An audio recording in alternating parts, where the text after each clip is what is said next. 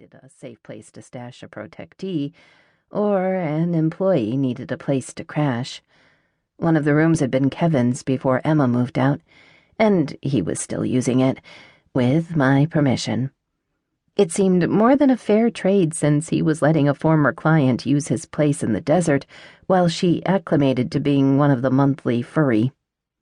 The third building was a small detached storage shed for the mower and lawn equipment. Since the parking lot was bigger than we really needed, I'd chosen the north end as the location for the casting circle. Approaching the entry, I hit the button on the automatic gate opener clipped to my sun visor. The gate looked like wrought iron, but was made of heavy-duty spelled silver steel. It rolled smoothly out of the way. There was barely enough time for my rear bumper to clear the perimeter before the gate began moving back into place. And that perimeter, the magic of it hit my senses like a ripsaw, making me gasp. I keep telling myself I'll get used to it, but so far, no such luck. I've been able to sense the magical perimeters around buildings for a while now. Most are no big deal. The better ones are a little uncomfortable, but this one hurts. Still, it's only for a minute, and the security it provides is worth the bother and expense. I was surprised to see a car parked in the lot, a silver-gray Mustang convertible.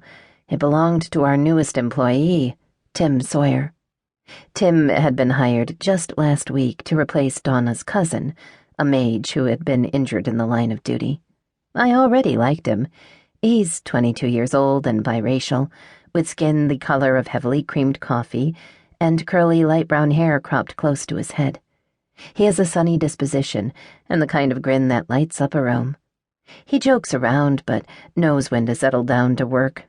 I'd been a bit worried about him, but in the past 2 days I'd given him 2 serious challenges. Both times he'd risen to the occasion. As a result, we now had no sound problems in the office and a portable spell-casting circle. 50% of that would belong to Graves' personal protection, and unless I was off on my estimates, it would be bringing us in a very nice chunk of change. After slathering on sunscreen, I climbed out of the car. It was only a pair of steps from my reserved spot to the door, but even in that short distance, I could feel the heat of the sun trying to burn me to a crackly crunch. I'm an abomination, a human who has been partially turned by a master vampire.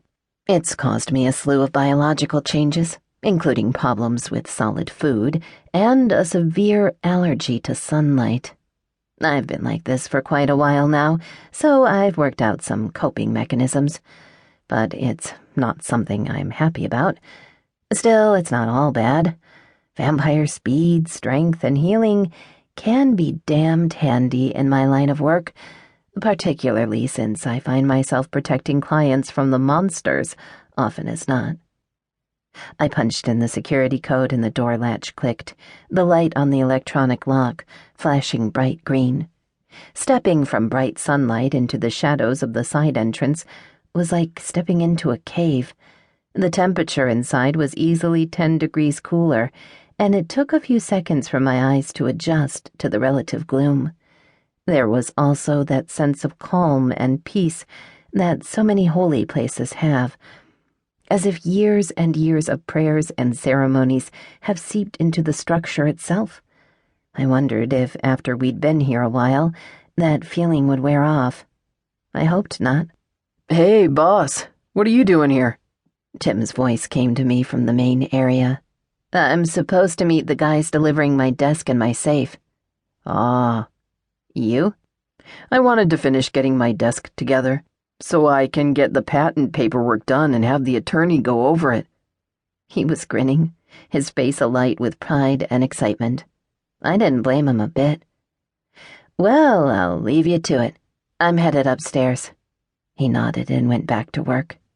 I strolled down what had once been the main aisle of the church, looking around with proprietary pride, checking out how much of the move had been accomplished. I was pretty pleased with the result. Oh, it was still chaos, but it was organized chaos. The conference table was in the altar area, just